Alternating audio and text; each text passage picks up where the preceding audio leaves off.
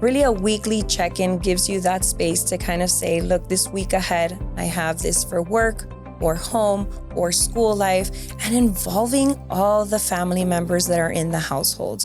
Welcome to Baptist Health Talk, a podcast on all things healthcare, powered by Baptist Health South Florida, your trusted source for healthcare prevention and wellness.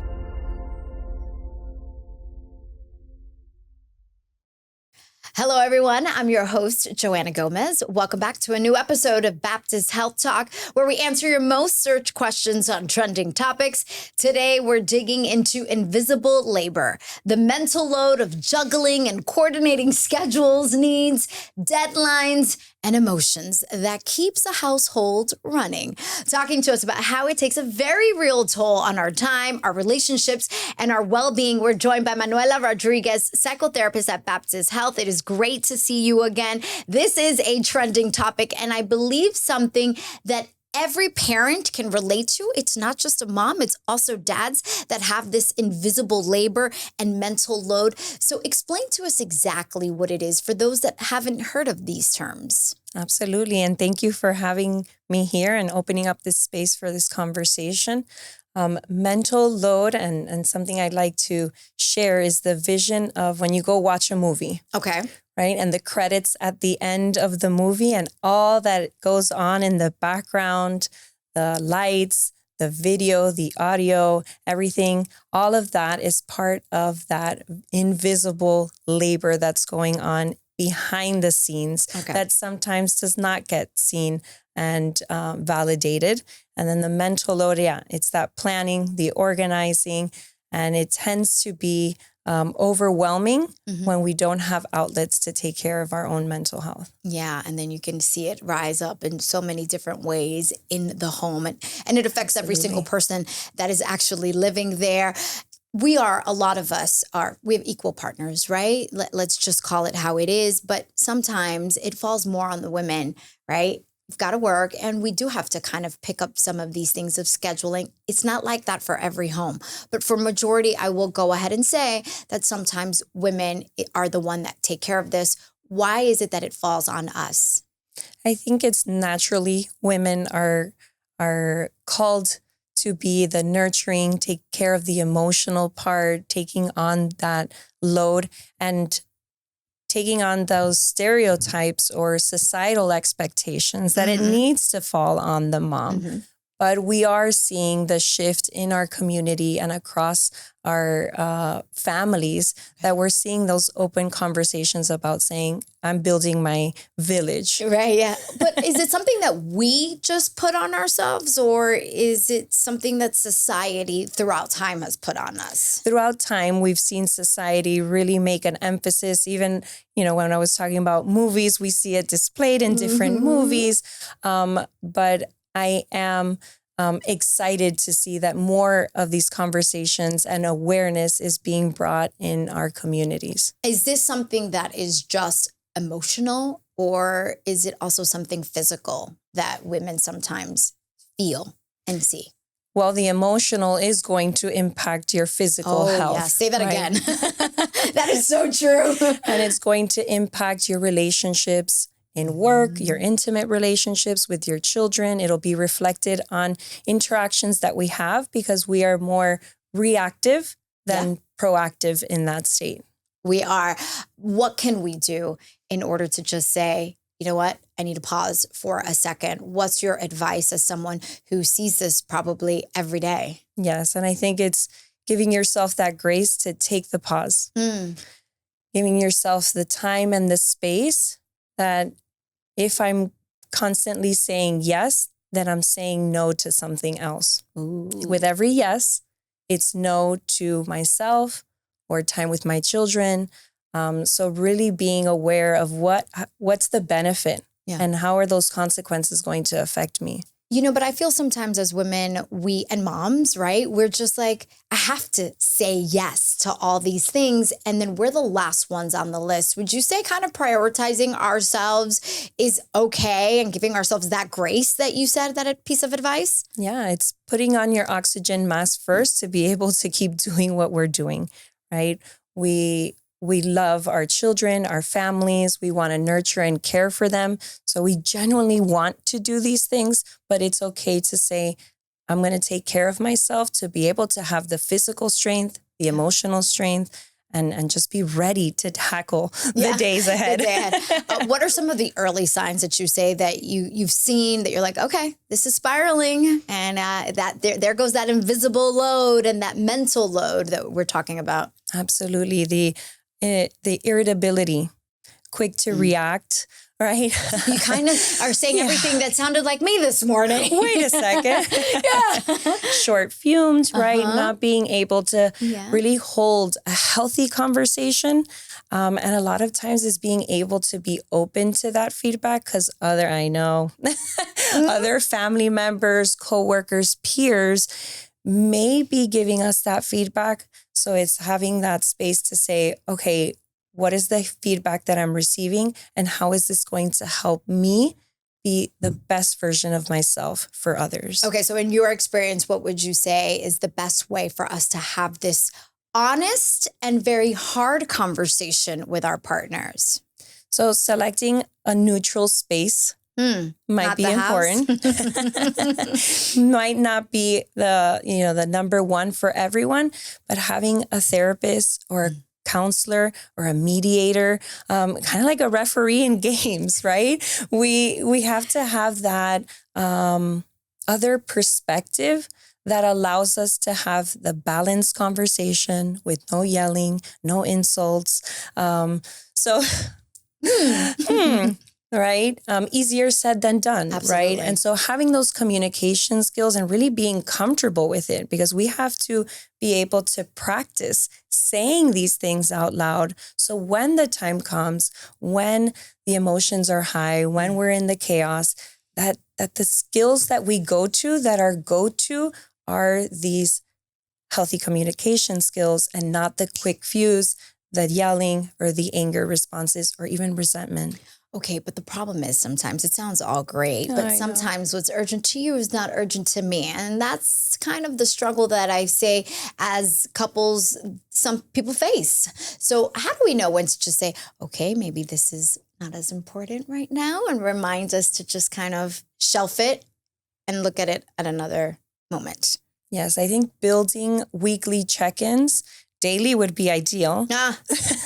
Yes, daily would be ideal. Only if we had more than 24 hours. But really a weekly check-in gives you that space to kind of say, look, this week ahead, I have this for work or home or school life, and involving all the family members that are in the household. Really? Right? Everyone to have a voice. Okay, so I will say, how about involving the kids, and when should we and when should we not? Because sometimes Absolutely. you have to be very clear on what's something that kids can handle and some things that, they should. Yeah.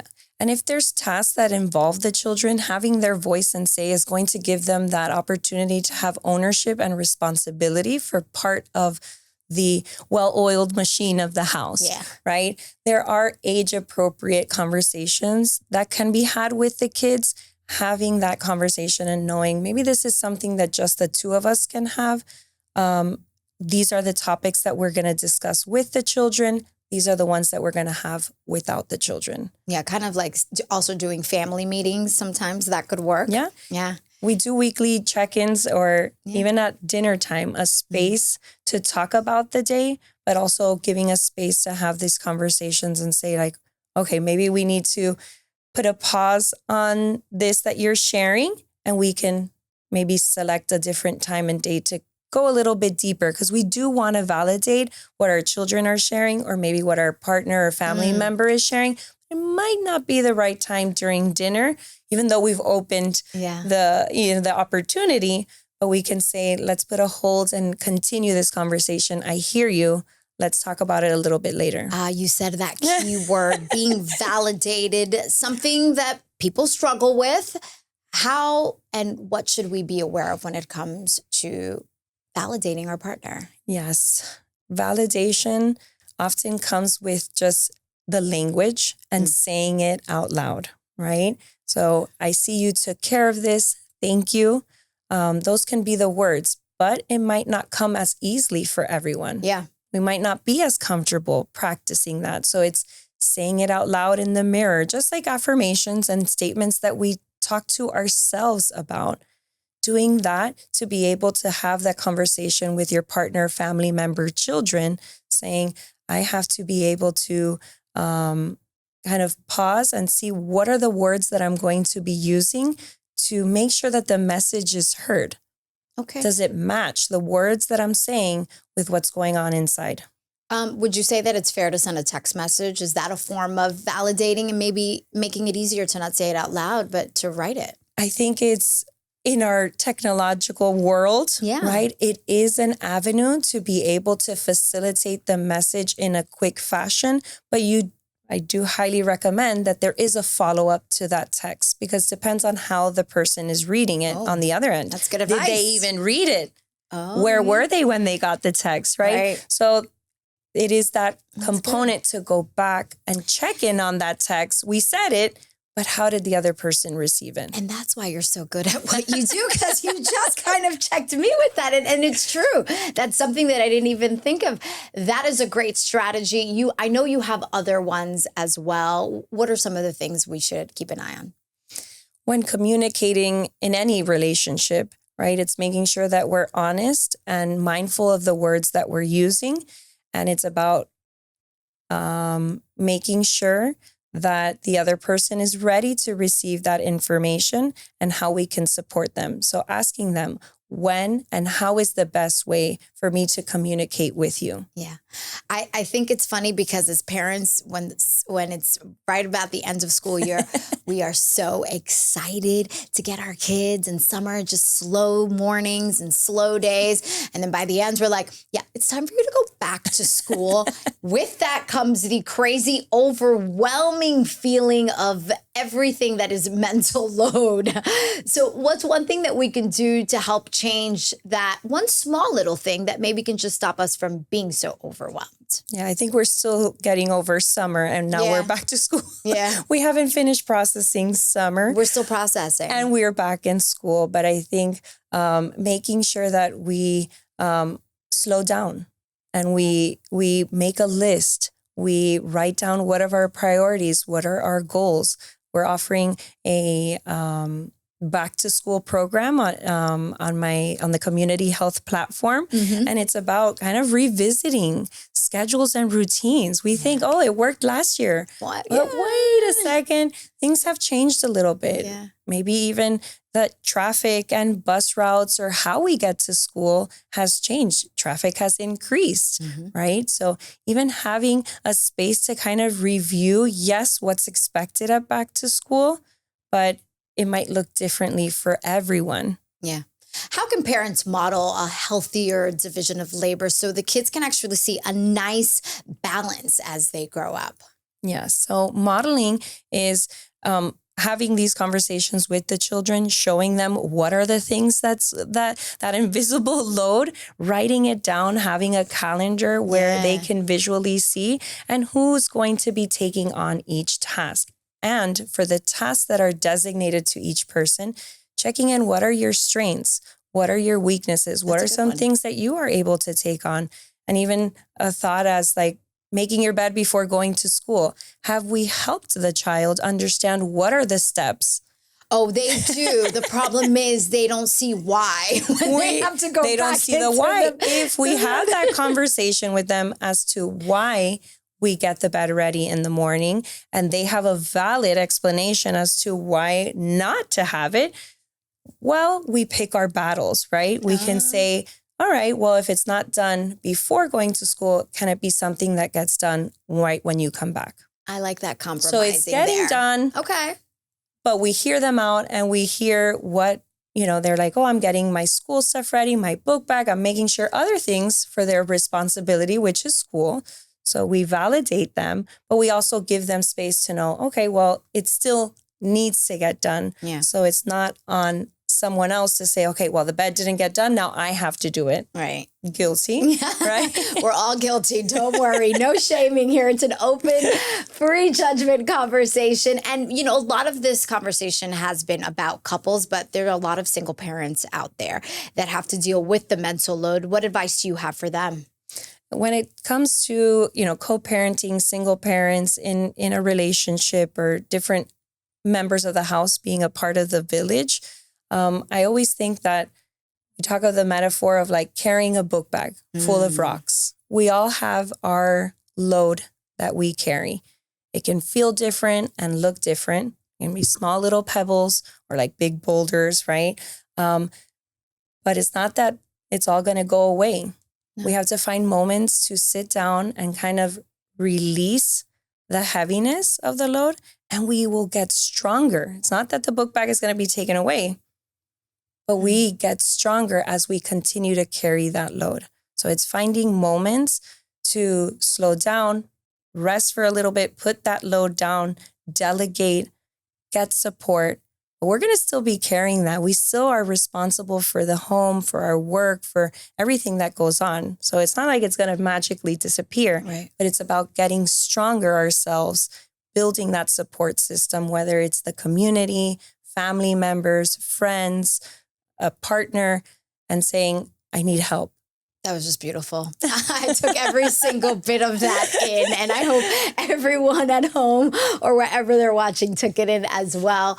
We have a problem as women sometimes saying no and setting boundaries. How can we get better at that? I know. I think it's just accepting that no is a complete sentence. Oh. Because we take that in again. Take that in. No is a complete sentence.